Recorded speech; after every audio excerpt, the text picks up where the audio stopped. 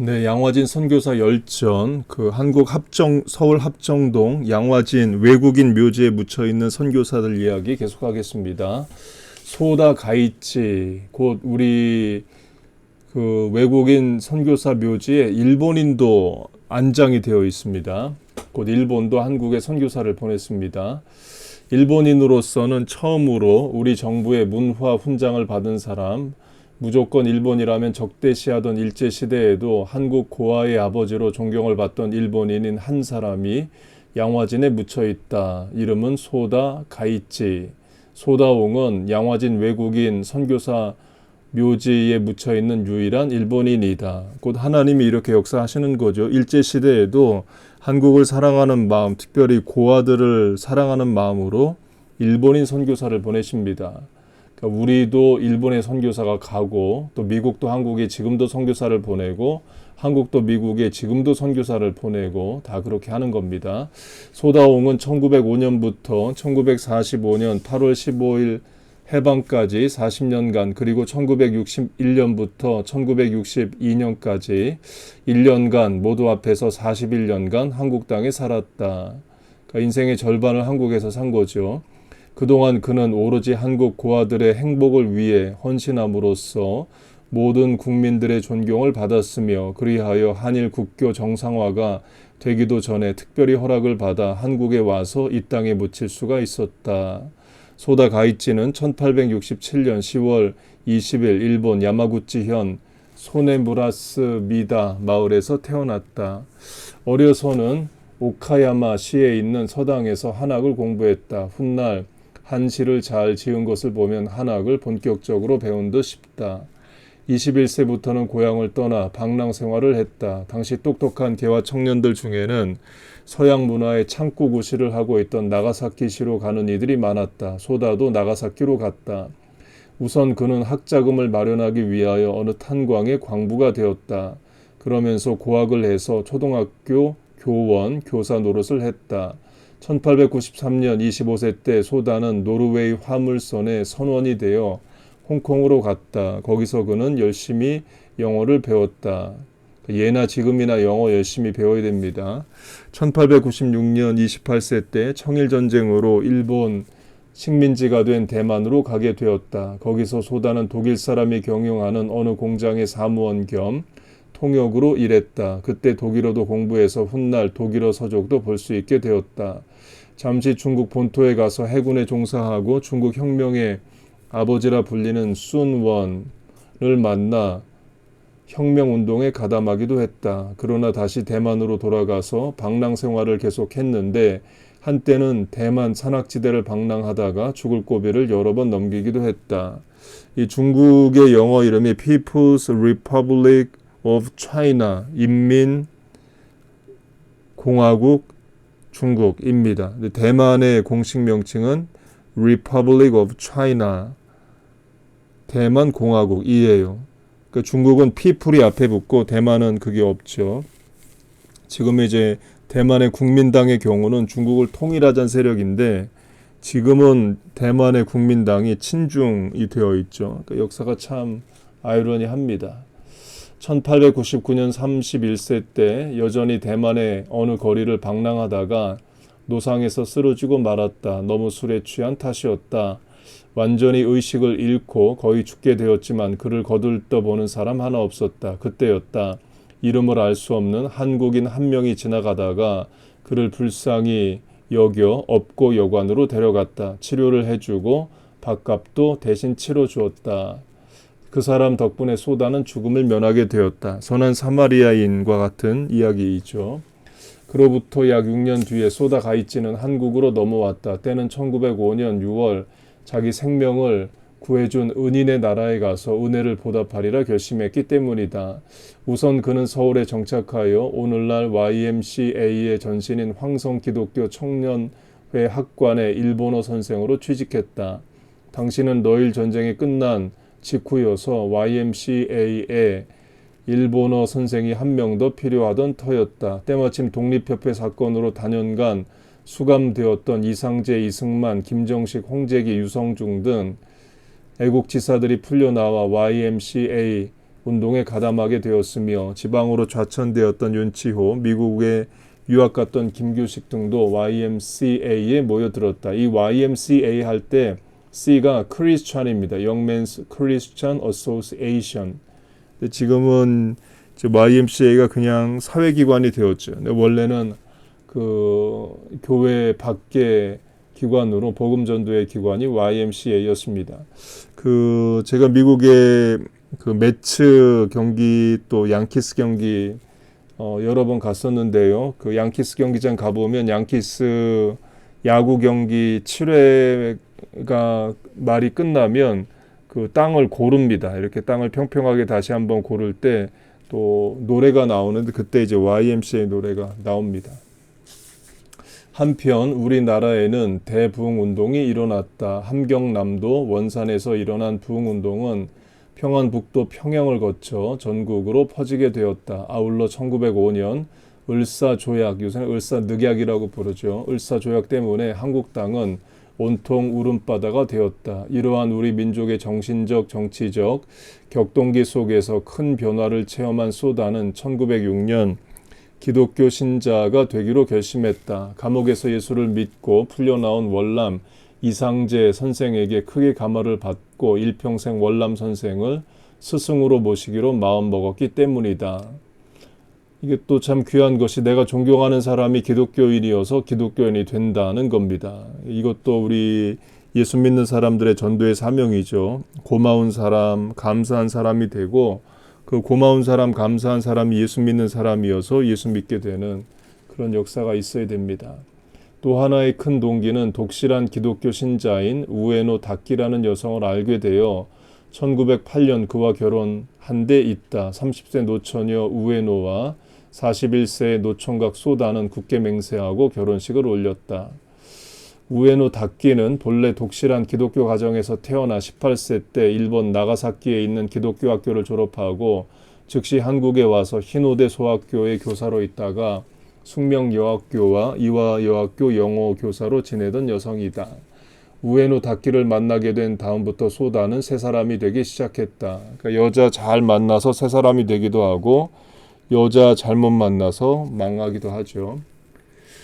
우선 그는 지독한 음주벽을 완전히 청산하고 금주의 회장까지 되었다. 소다는 입버릇처럼 나는 젊을 때 대주가였으며 혈기왕성하여 난폭한 짓을 많이 하는 불량배였다라고 했는데 그는 사실 술 때문에 여러 번 죽을 뻔했고 우리나라에 오게 된 동기도 따지고 보면 술 때문이었다. 그런데 사람이 좋은 배우자를 만나고 YMCA 영어 교사로 있는 동안 종교 집회에 자주 참석하면서 큰 감동을 받았던 것이다. 당시 YMCA는 국내의 명사를 초청하여 강연회와 토론회 등을 많이 열었고 국내 유명한 목사 부흥사를 초청해서 사경회 부흥회 등도 자주 열었다. 특히 한국교회가 대부흥운동을 일으킬 무렵 YMCA의 종교부 총무로 있었던 월남 이상재 선생은 100만 명 구령 운동의 일환으로 동포여 경성하라는 전단을 뿌리며 전도운동을 했다는데 소다는 이 운동에도 직접 가담하였다. 마침내 소다는 YMCA 학관 1호 선생을 그만두고 일본인 경성감리교회의 전도사가 되어 매서인도 겸하며 복음전도에 투신하게 되었다. 그러니까 한국에 있는 일본인 교회, 이민교회 비슷한 교회 전도사가 된 겁니다. 소다가 일본인 경성감리교회의 전도사로 활약하던 1910년대는 우리 민족에게는 실로 암흑의 시대였다. 왜냐하면 그때는 데라우치 총독의 무단 정치가 지배하고 1차 세계대전이 짓밟던 시대였기 때문이다. 이 기간 중에 소다는 여러 가지 파란을 겪어야만 했다. 소다는 초심자의 열심과 양심으로 살았지만 박해도 많이 받고 오해와 멸시도 많이 받았다. 그 유명한 백오인 사건 때의 일이다. 이것은 한국교회와 YMCA 세력을 말살하기 위하여 일제가 꾸며낸 조작극이었다. 즉 1911년 데라우치 총독이 압록강 철교 준공식 참석자 신의주로 가는 도중 한국 교인들이 암살을 음모했다는 구실 아래 600여 명의 교인들을 체포했다가 그중 105인을 정식 기소하여 재판에 회부했던 사건이다. 그중 윤치호, 양전모 등 YMCA 지도자들은 10년의 징역을 언도받았으며 질레트 YMCA 총무는 국외로 추방을 당했고 이승만, 김규식 등 YMCA 간사들은 해외로 망명을 가야 했다. 이것을 본 소다는 참을 수가 없었다. 그리하여 그는 동분서주하며 석방운동을 벌였다. 또한 그는 1919년 3월 1일 운동 때도 맹렬히 석방운동을 전개했다. 당시 33인 민족대표 중에는 YMCA 지도자들이 9명이나 있었다. 그리고 소다가 대스승으로 존경하는 이상재 선생도 투옥이 되자 이것을 참을 수가 없어서 소다는 당시 대법원장으로 와 있던 와다나베를 찾아가 석방을 호소했다. 한편 그는 일제의 불의와 만행을 맹렬히 공격했다. 이때 소다를 잘 아는 사람들은 그에게 감사하며 찬사를 아끼지 않았지만 그를 잘 모르는 사람들은 도리어 간사한 놈, 일본의 스파이로 몰았다. 이게 현실입니다. 하나님의 일을 한다고 해서 다 옳은 소리 듣는 거 아니고요. 진리 편에 선다고 해서 박수 받는 게 아닙니다. 하나님의 편에 서고 진리 편에 서서 일하면 오히려 사입이란 소리 듣고 간사한 놈, 스파이 이런 말을 듣는 게 현실입니다. 교회 일도 마찬가지입니다. 교회 일 하다가 억울한 말, 속상한 말 무지 많이 들어요. 여러분 사업할 때는 사기꾼 만납니다. 그나마 교회는 덜하기도 하죠. 그래서 내가 교회에 직분을 맡고 일하는데 왜 이런저런 말이 있고 잘하니 못하니 틀린 말 맞는 말을 듣느냐를 이겨야지. 그거 못 이기면 교회 봉사 못합니다. 또 그거 못 이기면 직장도 못 다니고 대인관계도 못해요. 하나님 믿고 또 깡도 있게 또 담대하게 교회 봉사 하세요. 한편 총독부 관리들은 소다를 배신자, 한국인의 앞잡이 등으로 몰았다. 이렇듯 쌍방으로 오해와 멸시를 받는 어려운 상황 속에서도 소다는 자신의 신앙을 꿋꿋이 지켜나갔다. 1921년 소다는 가마쿠라 보육원의 경성 지부장에 정식 취임하게 되었다.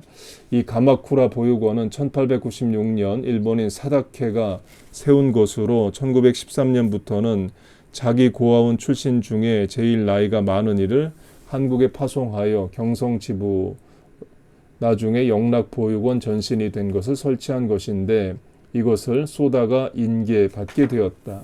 그 뒤 1926년에 소다 가이치의 부인인 우에노 다키도 이와 여전과 숙명여학교에서 퇴직하고 보모가 되어 두 내외가 전심으로 고아들을 돌보았다. 1939년에는 총독부로부터 과거 이왕가 소유 대지 1000여 평과 소속 건물을 무상대여 받아 고아원의 면모를 일신시켰다. 이것이 오늘날 용산구 후암동 370번지의 대지로 이에 대한 모든 서류는 대동아 전쟁 때 완전 소실되었다.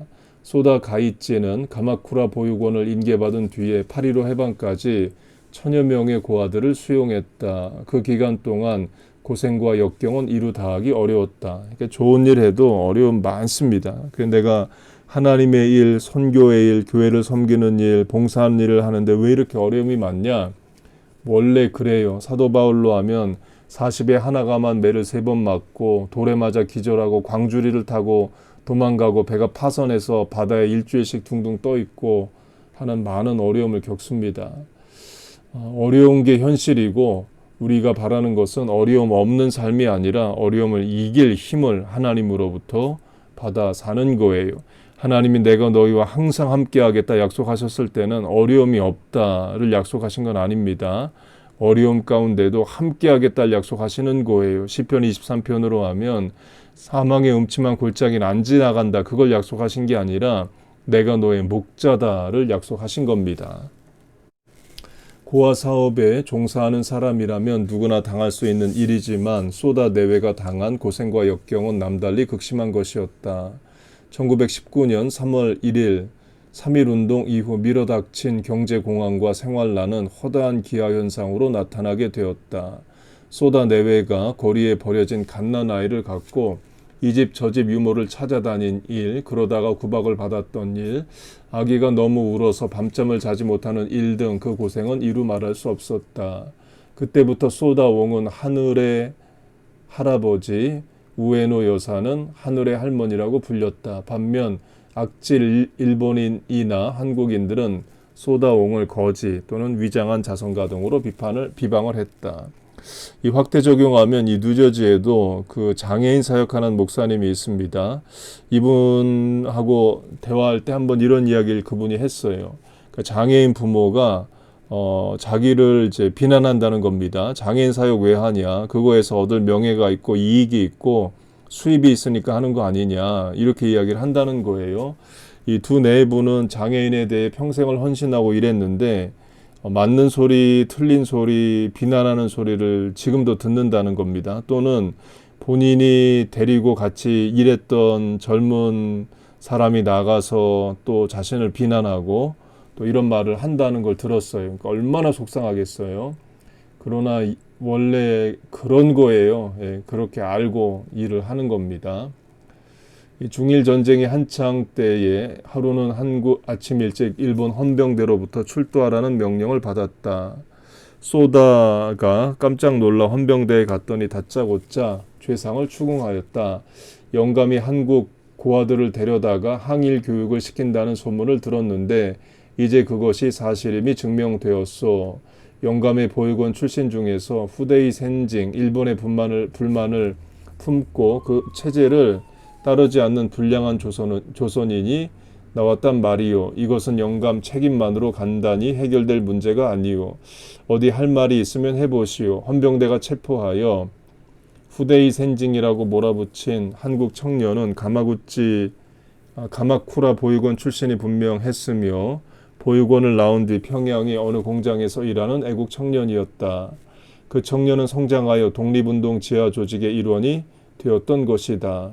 소다옹은 그 사실을 알고 놀라 한참 동안 말을 하지 못했다. 그리고 그 청년이 어떤 절도범이나 살인범이 아니고 자기 민족의 독립을 위하여 싸우다가 잡힌 애국투사임을 알고 도리어 기뻐했다. 그러나 소다옹은 그런 내색은 전혀 하지 않고 용서를 구했다. 모든 것이 자기의 불찰이니 용서하고 그 청년을 석방해달라고 간청했다. 경제난으로 보육원이 폐원될 위기에 봉착한 때도 있었다. 그런데 어느 날 아침 직원 한 명이 보육원 현관에 큼직한 보따리 하나를 발견했다며 들고 왔다. 무엇인가 펼쳐보았더니 훌륭한 옷가지와 시계 등과 현금 1,000원이 들어있었다. 편지도 한 장 끼워 있었는데 펼쳐보니 소다 선생 내외분이 하시는 일은 정말 하나님의 거룩한 사업인 줄 압니다. 우리나라 동포를 대신하여 감사드립니다. 저는 사정이 있어 외국으로 국외로 망명합니다. 그러나 저는 도둑놈은 아닙니다. 안심하세요. 부디 이 물건을 받으시고 불쌍한 고아들을 위해 써주세요라고 적혀 있었다. 이름이 적혀 있지 않은 그 편지를 받고 소다옹 내외는 꿈인지 생시인지 놀라며 하나님께 감격의 기도를 올렸다. 그 보따리 덕분에 고아원은 문을 닫지 않고 계속 운영될 수 있었다. 그러니까 누군가가 이제 1,000원, 그때 당시 1,000원이면 뭐 엄청난 돈이겠죠. 확대 적용하면 저도 1,000원을 받은 적이 있습니다.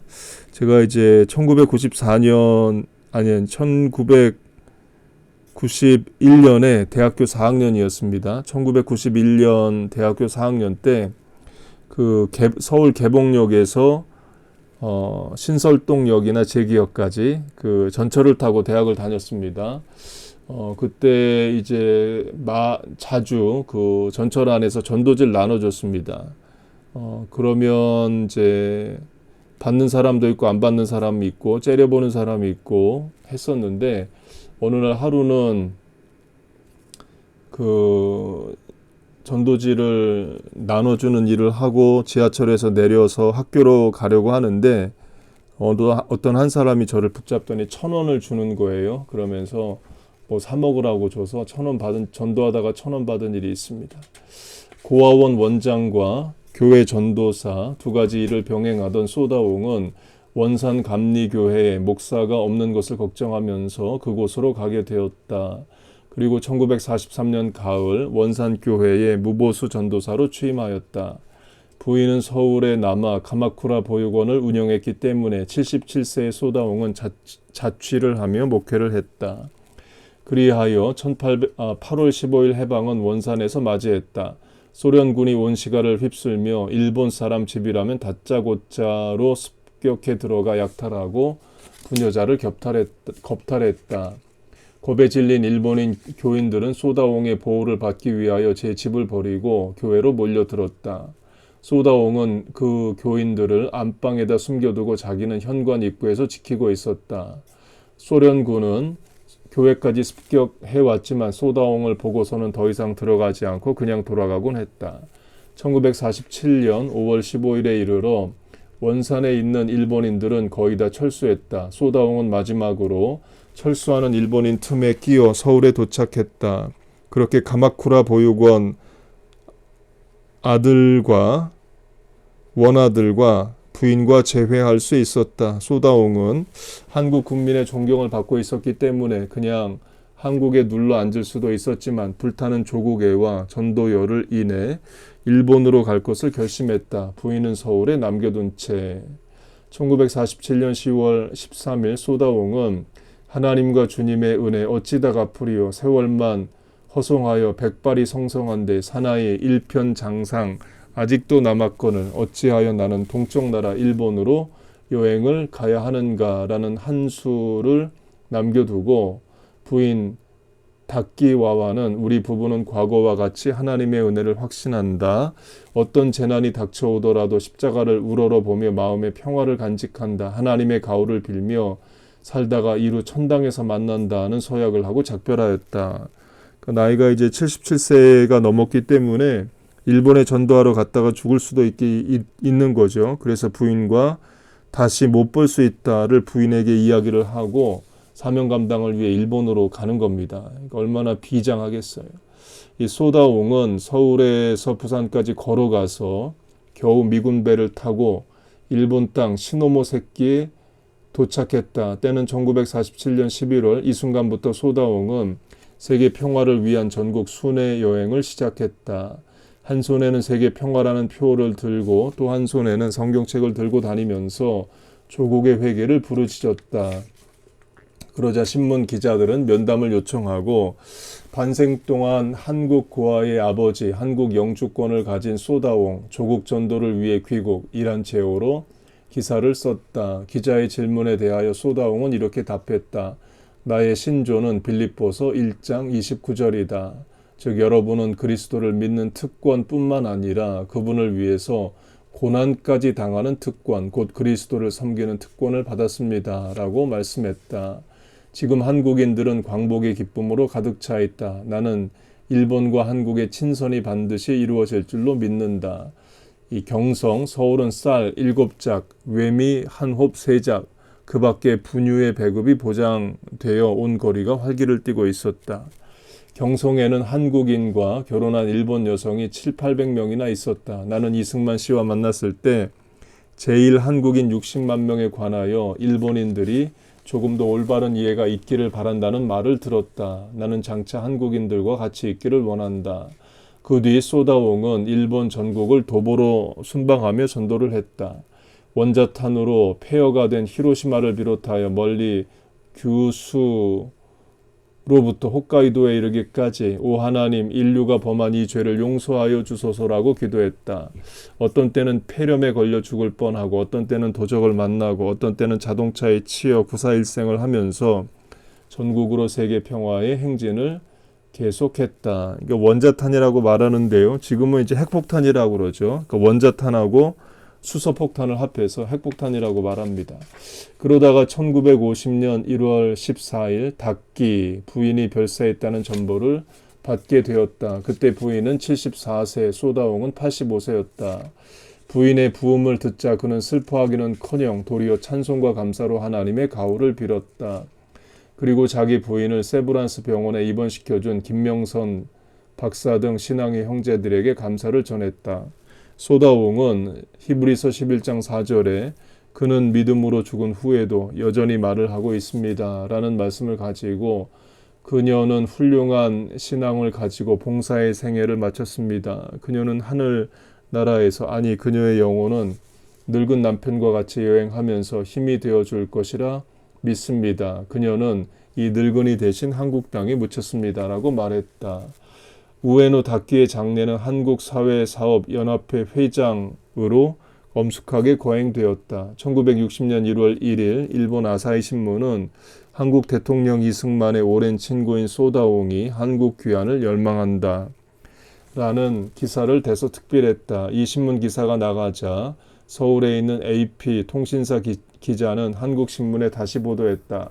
그 반향은 잠옷 컸다. 특히 가마쿠라 보육원의 후신인 영락보린원의 원장인 한경직 목사는 소다옹이 제2의 고향인 한국에 오겠다는 것을 열렬히 지지한다는 의사 표명을 하고 정부와 접촉했다.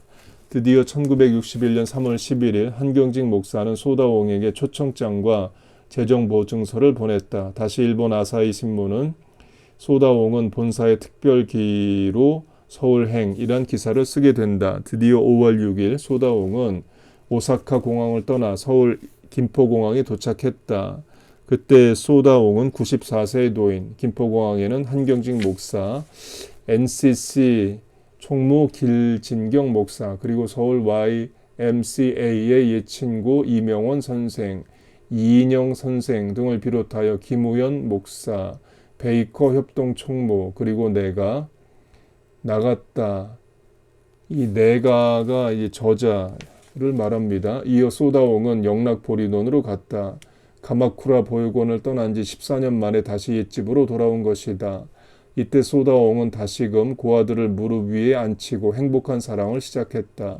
그러나 서울에 귀환한 지 1년도 안 된 1962년 3월 28일 96세의 나이로 소다옹은 하늘나라로 돌아가게 되었다. 우리 정부는 4월 28일 일본인에게는 처음으로 문화훈장을 추서했다. 소다옹의 장례식은 1962년 4월 2일 시민회관에서 사회장으로 거행되었다. 영락보린원, YMCA를 비롯한 NCC, 한국사회복지사업 전국연합회, 대한상공회 회의소 등 문화, 종교, 교육, 경제 19개 단체에서 공동으로 주최했다. 장지는 물론 양화진 외인 묘지, 묘비글은 주요한이 짓고 글씨는 김기승이 쓰고 묘비 제막식은 4월 4일에 거행되었다. 전면에는 고아의 자부, 증전 가이지 선생의 묘라고 했고 앞면에는 이렇게 적혀 있다. 소다 선생은 일본 사람으로 한국인에게 일생을 바쳤으니 그리스도의 사랑을 몸으로 나타냄이라. 1867년 10월 20일 일본 야마구치 현에서 출생하다 1913년 서울에서 가마쿠라 보육원을 창설하며 따뜻한 품에 자란 고아 수천이더라. 1919년 독립운동 시에는 구속된 청년의 구호에 진력하고 그 후 80세까지 전국을 다니며 복음을 전파하다. 종전 후에 일본으로 건너가 한국에 대한 국민적 참회를 순회 연설하다. 94세 5월에 다시 한국에 돌아와 가마쿠라 자리에 있는 영락보린원에서 1962년 3월 28일 장서하니 향년 96세라. 동년 4월 2일 한국사회단체연합으로 비를 세우노라. 1950년 1월 부인 닥기여사도 서울에서 장서하다. 그리고 묘비 옆면에는 주요한이 지은 시 한 수가 새겨져 있다. 언손 품어주고 쓰린 마음 만져주니 일생을 길다 말고 거룩한 길 걸어가라. 걸었어라. 고향이 따로 있는가. 마음 둔 곳 이언을 확대 적용하면 우리가 이민자로 사는데 우리의 고향이 한국이지만 또 우리가 사는 마음 두고 사는 자식 사는 이곳이 고향이죠. 살아서 미국, 꿈에는 한국, 죽어서는 천국입니다. 끝으로 소다옹은 한일 간의 국교 정상화에도 커다란 영향을 끼친 인물이라는 점을 강조하고 싶다. 헤아려 보건대 한일 국교 정상화가 성립되기는 1965년 6월 22일인데 이것은 소다옹이 서거한 지 3년 2개월 후의 일이다. 소다옹이 서거하자 추도식이 일본에서도 거행되었다. 서거 1개월 후인 4월 28일 동경 아오야마 학원 대학본부 예배당에서 거행되었는데 이것은 일본 NCC, 가마쿠라 보육원, 감리교회, 제일한국 YMCA 등 10여 개 단체 공동 주최로 거행되었다. 한편 한국에서는 1964년 2주기 추도식이 거행되었는데 이때는 아직 한일 간의 국교가 정상화되지 않았을 때인 만큼 일본인을 정식 초대한다는 것은 여간 어려운 일이 아니었다. 거리에는 항일 데모가 매일같이 일어났고 각 신문은 한일 정상화 반대 기사가 판을 치는 때였다. 그럼에도 불구하고 추도식은 강행되었다. 추도식은 서울 YMCA 강당에서 거행하기로 되어 있었는데 이 기사가 신문에 보도되자 YMCA 당국에 반대 전화가 오는가 하면 협박장이 사방에서 날아왔다. 그러나 YMCA는 아무리 일본인이라도 우리 민족에게 은혜를 끼친 사람이라면 보답하는 것이 도리가 아니겠느냐 하면서 이를 용감하게 물리쳤다. 확대 적용하면 일본이란 나라가 한국의 한 일과 일본인 개인은 구별을 해야죠. 북한으로만 하면 북한의 김정은 그 집권 세력과 일반 북한의 주민은 구분을 해야 됩니다. 중국의 공산당 집권 세력과 일반 중국 국민은 구분을 해야 되죠. 일본에서 유족 대표로 소다옹의 조카들이 오게 되었고 고향 사람인 방장신문 사장 후우라와 아베 내외가 왔다. 아베의 부인은 전 수상 기시의 딸이다. 기시는 소다옹의 고향 사람으로서 소다옹을 매우 존경했을 뿐만 아니라 친한파 정치인이었기 때문에 처음에는 자기가 친히 추도식에 참석할 예정이었다. 그러나 피치 못할 사정이 생겨서 딸과 사위를 특사로 파송하였다. 추도식은 한경직 목사의 사회와 박주병 보건사회부 장관, 윤치영 서울특별시장의 추도사로 엄숙히 거행되었는데 그 광경은 당시 한일 간의 험악한 분위기와는 너무나 대조되는 따뜻하고 친밀한 것이었다. 당연한 거죠. 그 과거 역사는 과거 역사인 거고 한국에 이런 공헌이 있는 분 장례식 하는 건 당연한 거죠. 그 뒤 추도식에 참석했던 방장 신문사장 후우라는 귀국하여 이에 대한 기사와 더불어 한국 방문기를 연재했다. 그 방문기가 그 뒤 내게 보내져 왔는데 그 내용을 요약하면 이렇다. 한국인이 일본을 미워하는 것은 이유 없는 것이 아니라는 것, 무조건 미워하는 게 아니라는 것을 이번 소다옹에 대한 존경심으로 알 수 있었고 평화의 사도 소다옹에 대한 한국인들이 최대의 존경과 정성을 아끼지 않는 모습을 보고 참으로 감명 깊었다는 것, 일본인은 과거의 죄과를 참여하는 동시에 정당한 한국관을 가지고 빨리 한일 국교 정상화를 성공시켜야 한다는 것을 연설했다. 이것도 이제 구체적으로 구분을 하면 일본인 1억 명의 일본인 모두가 한국에 일일이 사죄해야 되는 건 아니죠. 일본 정부가 한국에 사죄를 하면 되는 겁니다. 그러니까 일본 정부가 한 일과 또 일본인이 한 일은 교집합도 있고 여집합도 있는 거죠. 그 뒤 얼마 지나지 않아서 한일 국교 정상화 계약이 체결되었으니 이것이 어찌 소다옹의 평화 정신과 관계없는 일이라 할 수 있겠는가. 이것도 당연한 것이 일본의 식민지였다고 해서 영영 일본하고 관계를 끊고 살 수 없는 겁니다. 일본하고 무역도 하고 유학도 가고 관광도 하고 일본인들도 한국에 오고 그래야죠. 또 우리 6.25 때 중국 공산당 군대가 왔습니다. 그래서 중국하고도 외교 안 하다가 90년대에 또 외교를 맺었죠. 그렇게 또 과거는 과거고 미래로 향해 나가야 되죠. 과거를 잊자는 게 아닙니다. 과거에 매여서 살지 말자라는 거예요.